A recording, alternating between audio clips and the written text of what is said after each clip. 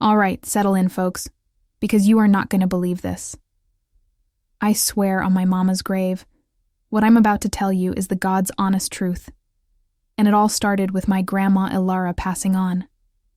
97 years old she was, tough as a $2 steak but with a heart of gold, or so I always thought. Stay with me until the end, because what this woman did to her own granddaughter will leave you in shock. I'm telling you, you think you know someone. Lord have mercy.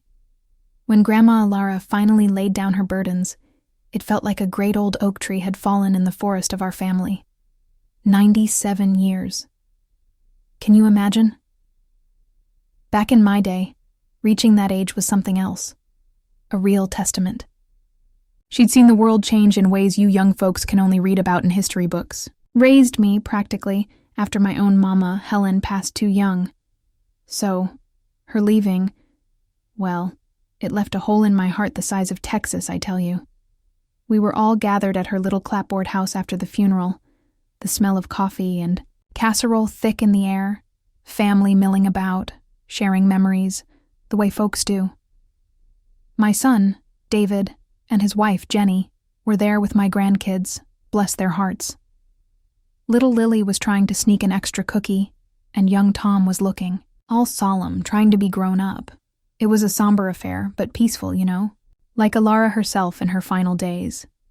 Now, Ilara wasn't one for a lot of fuss or material possessions. Lived simple, died simple. Or so I thought. A few days later, her lawyer, old Mr. Henderson, who's looked about 80 since I was a girl, called me in. Said Ilara had left very specific instructions. Most of her things were to be donated, a few trinkets for the grandkids. But for me, Sarah, that's my name, by the way, Sarah Mae Jenkins. For me, she'd left a small, locked wooden box and a sealed envelope, addressed to me in her shaky but still elegant handwriting. For my Sarah, to be opened when I'm gone. My heart did a little flutter kick. What on earth could it be? Ilara wasn't one for grand gestures. I thanked Mr. Henderson, took that box and led her home, and sat down in my comfy armchair, the one overlooking the garden Ilara helped me plant years ago. The box was old, dark wood, probably cedar by the smell of it, with a little brass keyhole. The letter felt heavy, not just in weight, but with an importance I couldn't quite name. I took a deep breath, like I was about to dive into deep water. Well, Ilara, I whispered to the empty room, what secrets have you been keeping, you old rascal? I opened the envelope first. Inside, a single folded sheet of stationery, the kind she always used, pale blue with a little flower in the corner, and a tiny tarnished brass key, the kind that goes to an old diary or a music box. Her words, penned with what must have been great effort, started out clear enough, but I could see where her hand had trembled more and more as she wrote. My dearest Sarah, it began. If you are reading this, then my time on this good earth has come to an end. I have loved you like my own blood, child. More than my own blood, perhaps, and there's a reason for that. A reason I've carried in my heart like a stone for nigh on 70 years. A secret I should have told your mother, Helen. And then you, long, long ago. But shame, my dear. Shame is a powerful, wicked thing. And fear. Lord, the fear I lived with. My breath caught in my throat. Shame? Fear? This wasn't my plain-spoken, no-nonsense Grandma Ilara. What in the Sam Hill was she talking about? I read on, my eyes glued to the page. The truth is, Sarah, I was not your mother Helen's birth mother. I was her aunt. Her mother was my younger sister, Amelia. I blinked. Read it again. Amelia. I'd never heard of a sister named Amelia. Ilara had always said she was an only child, that her parents died young, and she'd had to make her own way. Was this some kind of confusion? Had her mind been going at the end? But the handwriting, though shaky, was undeniably hers. The letter continued. Amelia was, well, She was a firecracker, that one. Beautiful, wild, and always chasing rainbows. She got herself into a spot of trouble, as they used to say. Fell for a smooth-talking fella who left her high and dry, and with a baby on the way. That baby was your mother, Helen. Our parents. They were stern folk, church-going and proud. They couldn't abide the scandal. They were all for sending Amelia away, sending the baby to an orphanage. Back then, things were different, Sarah. So different. I could feel my heart pounding, a sick, cold dread creeping up my spine. An orphanage? My mother? I couldn't let that happen, Alara wrote. Amelia was my sister, blood of my blood. And that tiny baby. Well, I took one look at little Helen and my heart just melted. I offered to take her, to raise her as my own. Amelia, heartbroken and with nowhere else to turn, agreed. She signed the papers. Our parents were relieved to have the problem solved quietly. I told everyone Helen was mine. It was easier that way. Simpler. Amelia left town not long after. Said she couldn't bear to stay, to see her child raised by another, even if it was me. I never saw her again. I don't know what became of her. I tried to find her for a while, but it was like she vanished off the face of the earth. My head was reeling. My grandma, Alara, wasn't my grandma. She was my great aunt. My mother, Helen, the woman I'd loved and mourned, was adopted. And I had a grand aunt, Amelia, who was my actual grandmother, someone I never knew existed. This was too much. It felt like the floor had just dropped out from under me. All those years, all those stories Alara told me about her life, about giving birth to Helen, were they all lies or just edited truths? The letter wasn't finished. The box, Sarah, contains some things of Amelia's, things I kept. Perhaps they can tell you more than I ever could. Forgive me, child. Forgive an old woman who made choices she thought were right at the time, even if they caused pain. I loved Helen, and I love you. More than words can say. Your loving Alara, your great aunt, I suppose. I sat there stunned, the letter shaking in my hand. My whole life, my whole understanding of my family, had been built on a carefully constructed story. And the woman I loved most, my Grams, was the one who'd spun the tale. It was like finding out the sun rose in the west. What in tarnation was I supposed to do with that? The weight of it pressed down on me, heavy and suffocating. This wasn't just a little family secret. This was an earthquake. And I had a horrible feeling that this letter, this tiny brass key, was about to unlock a whole lot more than just an old wooden box. It felt like I was standing on the edge of a precipice, and the ground was crumbling beneath my feet. What else had Alara hidden? And who on God's green earth was Amelia? Lord, have mercy. For a good long while, I just sat there, the letter crinkled in my fist, that little brass key feeling like a lead weight in my palm. My mind was a regular hornet's nest, buzzing with questions, with disbelief, with a peculiar kind of grief I hadn't expected. It wasn't just grief for Alara anymore. It was grief for the story I thought was mine, the one she'd so carefully woven. My mother, Helen, had she ever suspected? Alara, bless her complicated heart, had taken that secret to her grave almost. If not for this letter, I shuddered to think. How could she keep something so monumental hidden for all those decades? Was it shame, like she said? Or something more? Well, Sarah May, I finally muttered to myself, you're not going to get any answers sitting here like a bump on a log. That's what Alara would have said. The irony wasn't lost on me. I looked at that old wooden box on my coffee table. It seemed to hum with secrets. With shaking hands, I picked up the tiny key and fitted it into the lock. It turned with a rusty little click.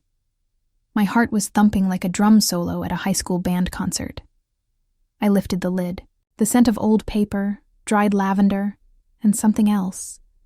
Something faintly sweet, like forgotten perfume, wafted out. Inside, nestled on a bed of faded velvet, were a few precious items. A small, leather-bound diary, its pages yellowed and brittle, tied shut with a faded blue ribbon. A locket, silver and tarnished, heart-shaped. A pressed flower, maybe a forget-me-not, its color faded to a pale, ghostly blue. And photographs. Oh, the photographs. There were several, sepia-toned, a few black and whites. One showed two young women, arms linked, smiling shyly at the camera. One was undeniably a younger Alara, stern even then, but with a softer look around her eyes. The other woman was a stranger. She was beautiful, with a cascade of dark wavy hair, a mischievous glint in her eyes, and a smile that could charm the birds from the trees. Could this be her? Amelia? My grandmother? There was a resemblance to my mother, Helen, around the eyes, the set of her chin. It was faint, like an echo, but it was there. On the back of that particular photo, in faded ink, was written, Ilara and Amelia, Summer 38, before everything. Before everything. Lord, those words sent a shiver down my spine. I picked up the locket. It was heavier than it looked. With a bit of fumbling, I managed to open it. Inside, on one side, was a miniature portrait of the same beautiful, dark-haired woman, Amelia, it had to be. On the other side, where you'd expect a picture of a sweetheart or a child, was a tiny, intricately folded piece of paper. My fingers, clumsy with age and nerves, carefully unfolded it. It wasn't a note. It was a name. Just one name, scrawled in a hurry. Thomas. And beneath it, what looked like part of an address, smudged and barely legible. Willow Creek. Mill? Thomas? Who in blazes was Thomas? The letter mentioned a smooth-talking fella who got Amelia into trouble. Was this him? The father of my mother? My biological grandfather? Willow Creek. I knew a Willow Creek. It was an old mill town, about 100 miles north, mostly a ghost town now, folks said. Did Amelia go there? Or was this Thomas from there? This was getting more tangled than a ball of yarn after the cat's been at it. I set the locket aside and reached for the diary. The blue ribbon crumbled as I untied it. The handwriting inside was flowery, optimistic, full of girlish dreams and anxieties. It was Amelia's. Page after page detailed her life, her frustrations with her strict parents, her deep affection for Alara, who she called Ellie. And then, the entries started to change. They spoke of a man, a charming visitor, to their small town, someone who swept her off her feet. His name wasn't mentioned directly, just T. Could T be Thomas? She wrote of secret meetings, stolen kisses, dreams of a future far away from her stifling home. Then, a few panicked entries. T has left. He promised. Mother suspects. Ellie is my only hope. And then, the diary ended, abruptly. The last half of the book was empty. It was like reading a half-finished novel, a mystery with the crucial chapters torn out. What happened after T left? After Alara stepped in? The letter said, Amelia left town. But where did she go? Did she ever try to find Helen? Did Alara truly never hear from her again? Or was that just another part of the story Alara had constructed? If you think this is shocking, I could almost hear a voice whisper, wait till you see what comes next. My own mind, playing tricks on me. I spent the rest of that day and most of the night poring over those few items, trying to piece together a puzzle with half the pieces missing. Sleep was out of the question. My mind kept replaying Alara's words, Amelia's youthful script, the ghost of that smile in the photograph. I felt a strange kinship with this Amelia, this grandmother I never knew. A young woman full of life, whose dreams had been derailed. And Alara, what a burden she'd carried. Was it purely out of love for Helen? Or was there something more, something darker, in her decision to erase Amelia from our family history? The next morning, bleary-eyed but resolute, I knew what I had to do. Willow Creek, I said aloud, the name tasting foreign on my tongue. If there are any answers to be found, they might be there. It was a long shot, a fool's errand, maybe. After all, this was decades ago. What could possibly be left? But I had to try, for Helen, for Amelia, and for myself.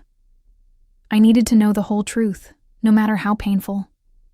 Back in my day, you didn't just let a mystery like this lie. You dug until you hit bedrock. So I packed a small overnight bag, filled up the gas tank in my old Buick, and told David I was going on a little trip, a personal pilgrimage of sorts. He looked worried, bless him, but he knew better than to argue when I got that determined glint in my eye. As I pulled out of my driveway, I had this nagging feeling, a knot in the pit of my stomach. This journey, I suspected, was going to unearth more than just old memories. It might unearth things better left buried. But there was no turning back. Now. The past had a grip on me, and it wasn't about to let go. And you know what? I had a feeling the biggest shock was still waiting for me down that dusty road. Driving to Willow Creek felt like driving back in time. The further I got from the city, the more the landscape turned rural, then downright forgotten. By the time I saw the faded sign, Willow Creek, Pop 137, I was half expecting to see tumbleweeds roll by. It wasn't quite a ghost town, but it was clear its glory days, if it ever had any, were long gone. The old mill stood silent and decaying by a slow-moving creek, its windows like vacant eyes. Most of the storefronts on what passed for Main Street were boarded up. There was a combined post office and general store, and a dusty-looking diner that proclaimed best coffee in the county. That seemed like as good a place as any to start. I parked my Buick, feeling a bit like an alien stepping out of a spaceship.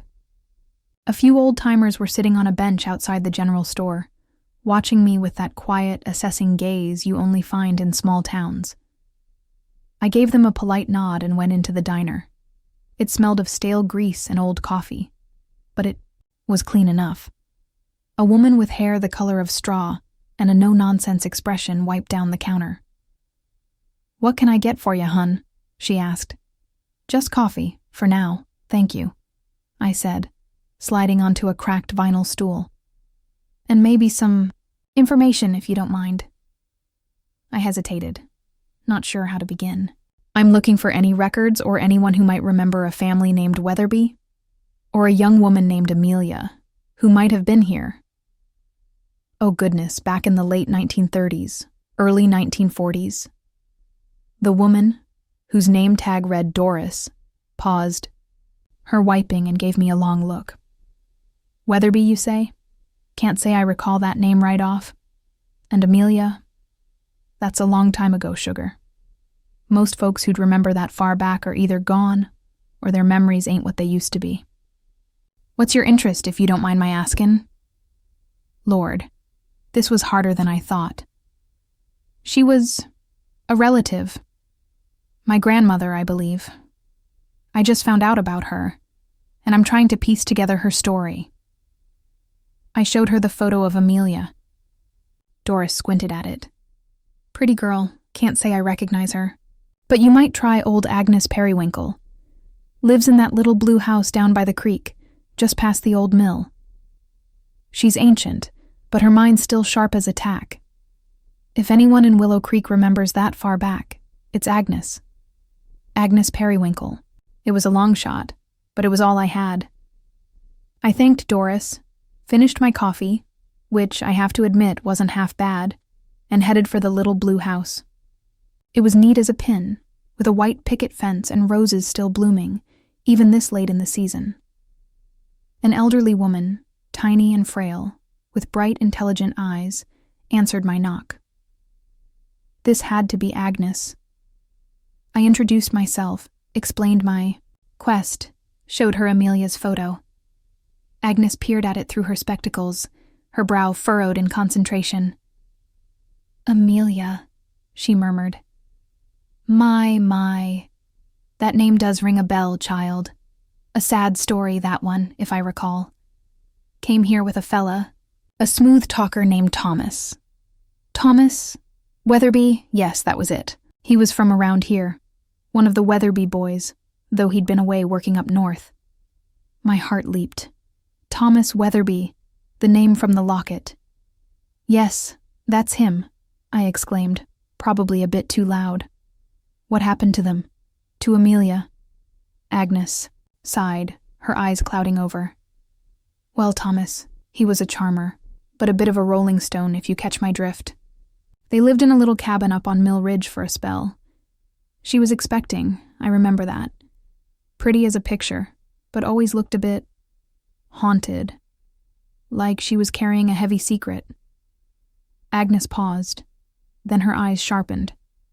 Then, one day, Thomas was gone, just up and left.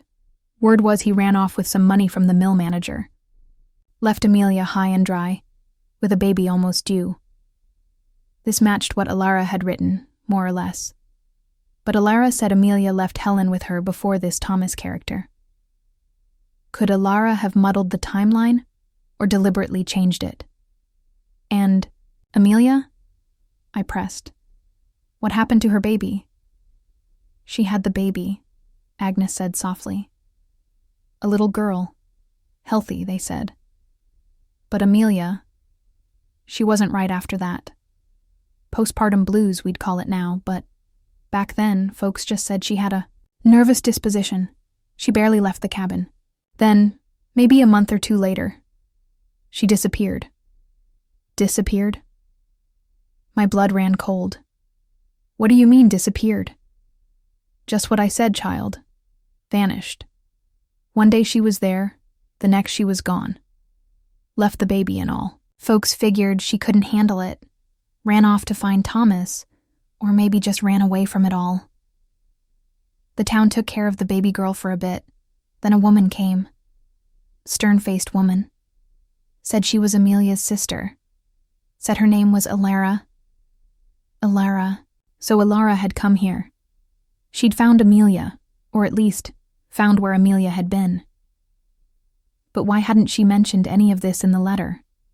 Why the story about Amelia leaving Helen with her before going to Willow Creek? Was it just a simplification, or was she hiding something more? Did Alara take the baby? I asked, my voice barely a whisper. She did, Agnes confirmed. Said she'd give her a good home. We were all relieved, to be honest. It was a sad situation. No one ever heard from Amelia again. Some said she might have, well, you know, done something desperate down by the creek. But they never found a body. A cold dread washed over me. My grandmother Amelia might have taken her own life. Was that the vanishing Alara referred to? No, that couldn't be right. Alara had seemed to imply Amelia just left.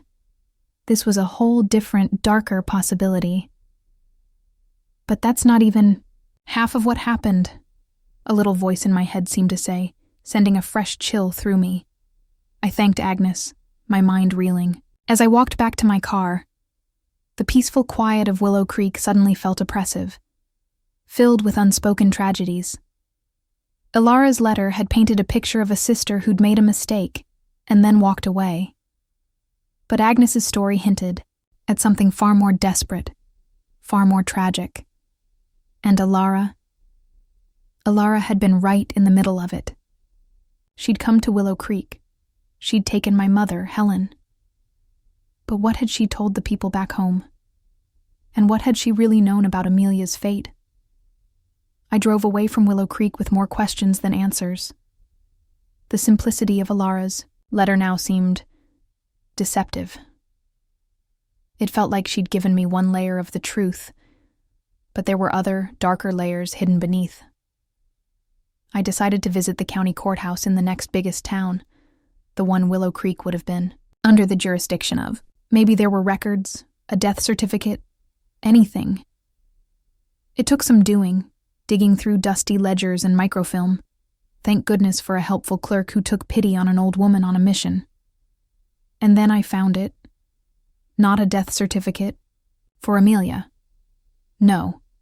Something far more shocking. A marriage certificate. Amelia Grace Albright to Thomas Michael Weatherby. Dated just weeks before Helen, my mother, would have been born according to the timeline Alara gave. And then, another document, filed almost a year later.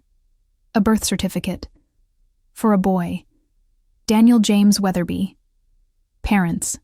Thomas Michael Weatherby and Amelia Grace Weatherby. My hands flew to my mouth. A boy? Amelia had another child? A son? This meant my mother had a brother, a half-brother, and if he was still alive or had descendants. I had other family. Family Alara. Never, ever mentioned. My sweet, loving Grams, who I thought I knew inside and out. What in God's name had she been hiding? She hadn't just omitted Amelia. She'd erased an entire branch of our family. This went far beyond shame. This felt like a deliberate, calculated deception. And the biggest question of all loomed: why? What possible reason could she have had for such a monumental lie? My head was spinning. I felt like I was on a runaway train, and the brakes had just failed.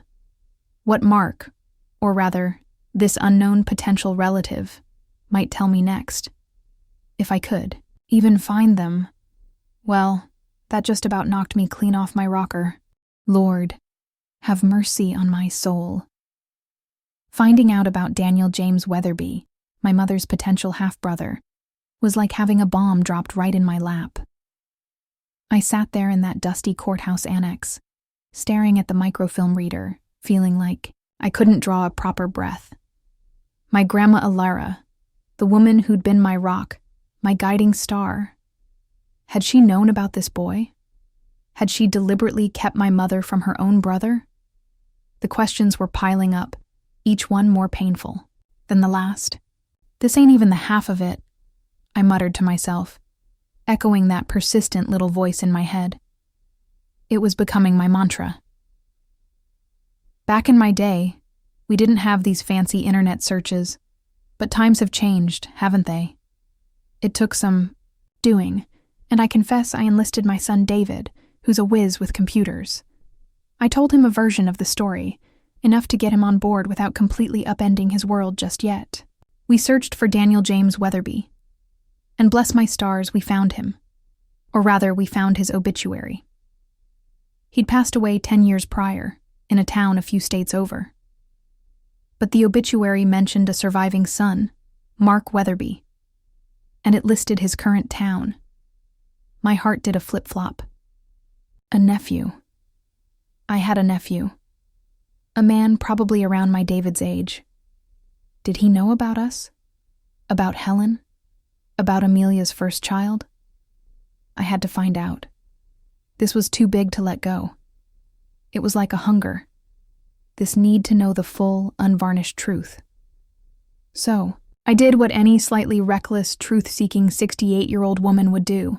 I got Mark Weatherby's phone number. Again, thank you, David, and the wonders of modern technology. Calling him was one of the hardest things I've ever done. My hand was shaking so bad I could barely dial. What if he hung up on me? What if he thought I was some crazy old coot? Hello? A man's voice answered, cautious. Mr. Mark Weatherby? I asked, my voice quavering a bit. My name is Sarah Mae Jenkins, and, well, this is going to sound mighty strange, sir, but I believe my mother, Helen, was your father Daniel's half-sister. There was a long silence on the other end. I thought for sure he'd hung up. Then, Helen, my father, he sometimes mentioned, a sister, his mother Amelia, had to leave behind. He never knew her name. He said Amelia. She never got over it. Amelia. He knew Amelia. She hadn't just vanished into thin air after leaving Willow Creek. She'd lived. She'd had another child. She'd remembered Helen. Tears pricked my eyes. "Your grandmother Amelia," I managed to say. She was my grandmother too. And just like that, the floodgates opened. Mark, as it turned out, was a kind, decent man. He invited me to visit, said he had things, stories, that might help. 2 days later, I was on a plane. When I met Mark, it was uncanny. He had Amelia's eyes, that same spark I'd seen in the old photograph. He even had a framed picture of her on his mantelpiece, an older Amelia, lines of sorrow etched around her eyes and mouth, but still with that hint of fire. Mark told me his family's side of the story. Amelia, his grandmother, had indeed married Thomas Weatherby. Thomas hadn't run off with mill money. That was town gossip. He'd gotten a job offer out of state, and in his impulsive way, left quickly, intending to send for Amelia and baby Helen.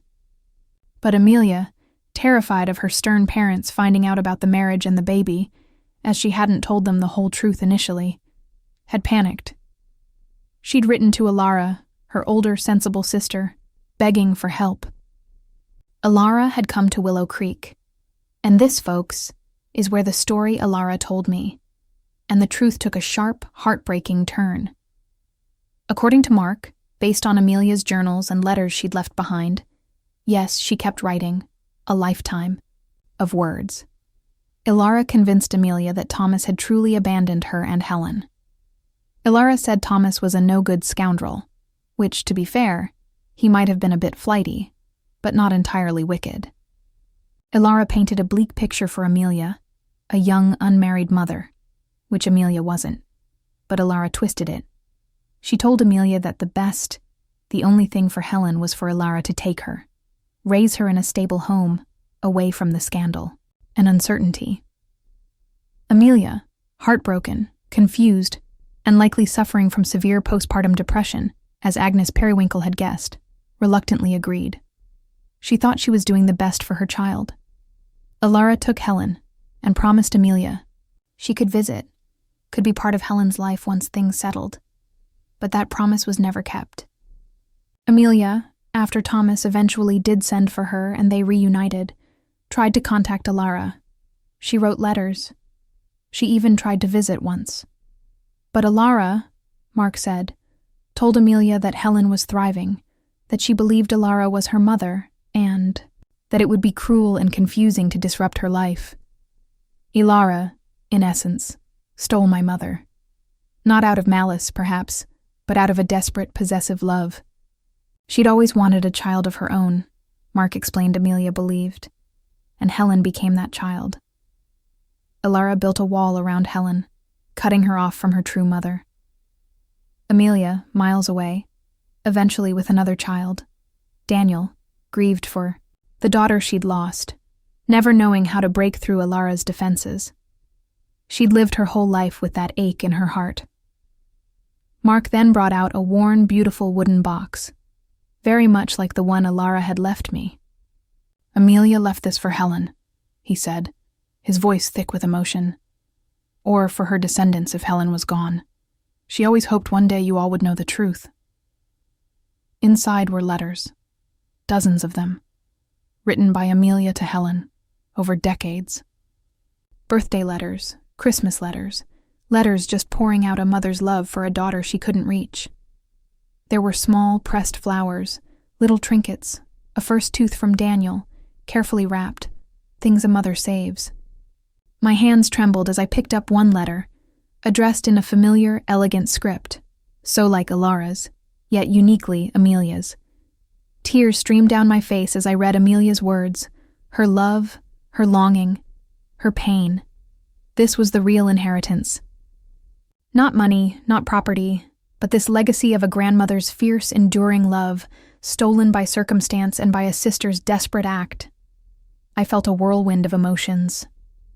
Anger at Alara, for her profound deception, for the years of separation she'd caused.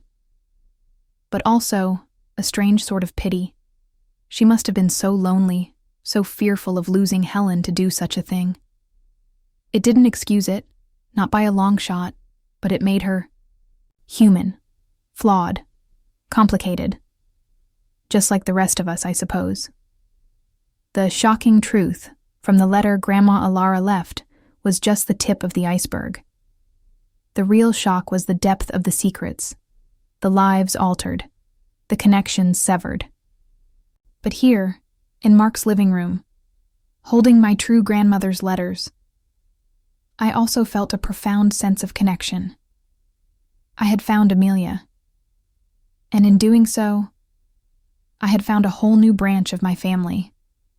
Mark and we talked for hours, sharing stories, looking at photos, piecing together the fractured history of our family. It was like finding a missing part of myself I never knew was lost. The journey home was different. Lighter. The truth, as tangled and thorny as it was, had set us all free in a way, free to know our whole story, free to connect. I now have a nephew, Mark, and his wonderful family. We visit, we call, we share holidays. My grandkids have new cousins. The whole Alara left is still there, but it's different now. It's filled, not just with her memory, but with the newfound love of Amelia's legacy and the warmth of a family reunited, even across generations. Alara made choices, hard choices, wrong choices perhaps. But in the end, her final act, that letter, allowed the truth to surface. Maybe that was her way of asking for forgiveness, of finally letting go of that heavy stone she carried for so long. And you know what? I think I can forgive her. After all, family is complicated, ain't it? But it's also precious. More precious than gold. So, what do you think? It's a heck of a story, isn't it? Makes you wonder what secrets might be hiding in your own family tree. And you?